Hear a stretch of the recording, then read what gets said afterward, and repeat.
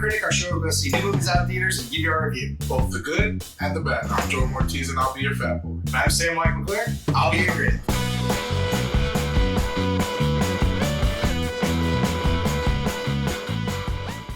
This week on Fanboy and Critic, we went to go see Snow White and the Seven Dwarfs, the live-action version, starring Rachel Zegler and Gal Gadot, and I didn't recognize anybody else. Yeah. This is the new live-action one. You guys all know the classic. Jay, why don't you go first? Now that we're finally back at it again. I always go first. Yeah, go first. Go first. What did I think about this movie? What were the good things?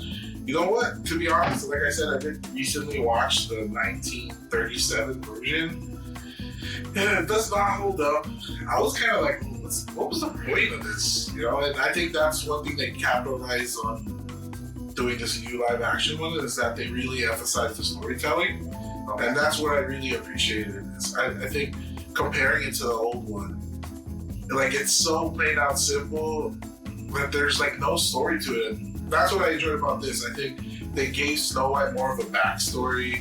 You built a connection with Snow White in this one, as opposed to the old one where it's just like, you know, poor girl, she falls asleep and man, that's all that happens.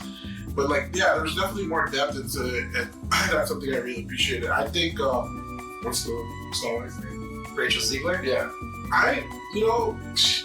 There was a lot of talk about her being Snow White, and I think she did fine. She did fine. Yeah. Her singing was fine. Yeah, I think her singing was fine. Gal Gadot, I don't know how I felt about her. She wasn't great, nor was she like bad. It was just, I don't know if she fit. She was way over the top for me. You think so? Yeah, I think that might be it. I mean, maybe that was intentional, but no, I don't think anybody else is going super over the top, and she was going super over the top. Yeah, I don't know if that's what it is. It just kind of left a weird taste in my mouth for me. That character, I don't know. Yeah, the writing didn't help her either. Her lines were terrible. Yeah, they copied the right things and added new things. Like I said, the story and a lot of new songs. Yeah, which none of them were. I mean, yeah, I think there's only one that worked for me. But I you. Yeah, that's how I feel. There's only like one that was good. I think every other song was just like, well, I gotta explain something, so we're just gonna sing it now. Yeah. Which is what they do. But yeah, no memorable songs, which was kind of, disappointing. But I mean, overall, I enjoyed it compared to both. Yeah, I mean, that's kind of just meh. All these live action ones are kind of meh. Yeah. Yeah, like you said, the songs, most of them felt really bland. I could not remember, like, I could barely hear, like, the music was louder than the lyrics, and so I really couldn't even tell what they were singing most of the time. There was one song called Princess Problem, or I don't know what it's called, but like the Princess Problem song, which was the only song they gave to the guy, and it was actually had personality and like was fun, and it like kind of told you what they're about. Well, the other ones were like kind of exposition. This one was like, here's what the character's about. I didn't go into it, but the dwarves, what did you think about the dwarves? Yeah, they're kind of creepy and uncanny. But they had to do a lot of like fixing with the dwarves, because it was originally Snow White instead of magical beings. And they had to work a lot around that, because they had to fix the original thing. The CGI was good, the acting was okay, but the writing was pretty blah. So like, the writing was like not very good, so it didn't help the acting. I still think Rachel Zegler did a decent job. Yeah. Her love interest, Jonathan, with no last name, was a guy wearing a hoodie the entire time. I was like, everybody else has costumes. This guy just has a freaking hoodie. It didn't look appropriate to the time or whatever the fake time was supposed to be. Gal Gadot. Yeah, Gal Gadot. I didn't think the acting was very good. I have never really been impressed with her acting.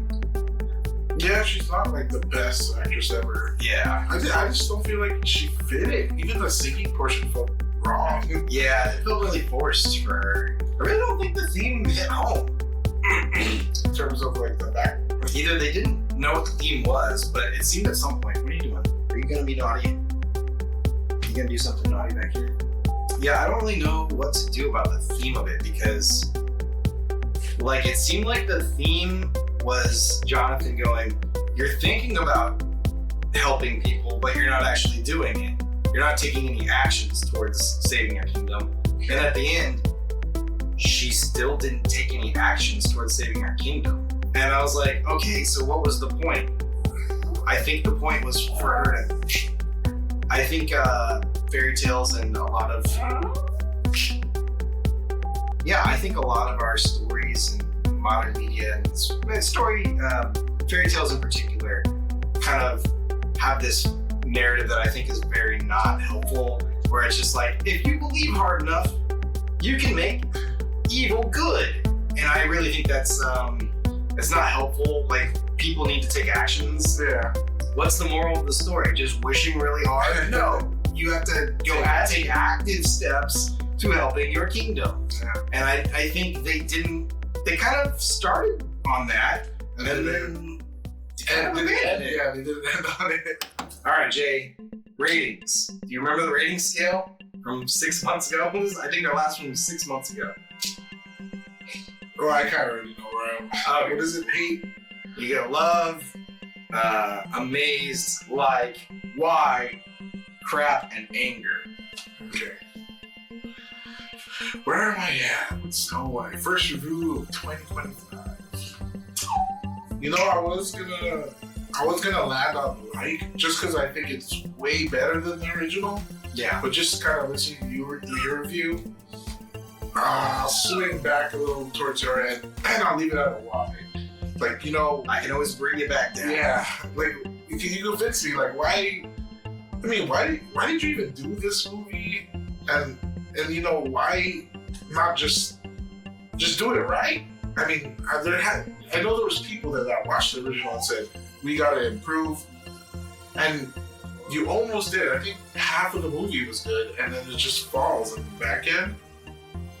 So I'm at a why. Why didn't you just go over the top and do your best, you know? I'm also at a why. I just think, you know, it's filmmaking by committee. There's a million people that work on this, and everybody wants to say there's probably at least 15 executives that get to touch this movie. And they all want something different because nobody really has a vision for it. Yeah. What a disappointment. It is a little bit of a disappointment. All right, Fanboys and Critics, thanks for coming back. Thanks for liking, subscribing, comment below. And check us out in 2 weeks for... It's in 2 weeks. I think the Minecraft movie. Ooh, Jason Momoa's back. We'll see you. We'll see you then. Yeah, we'll see you for the next review.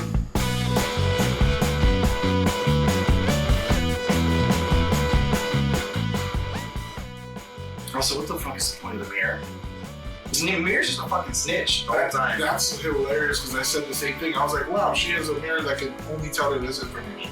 Yeah, the magic just exists to tell her that she's beautiful or ugly. Yeah.